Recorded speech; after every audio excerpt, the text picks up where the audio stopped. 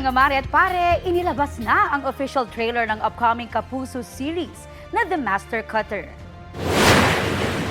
Di lang daw siya sastring basta-basta.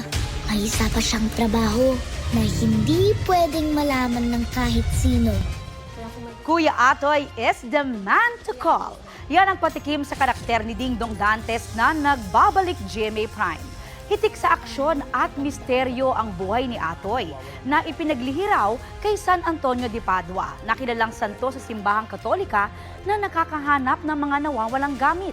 Ipinasilip din sa trailer ang other life ni Atoy na isang hunter at master of disguise na nasasangkot sa iba't ibang labanan.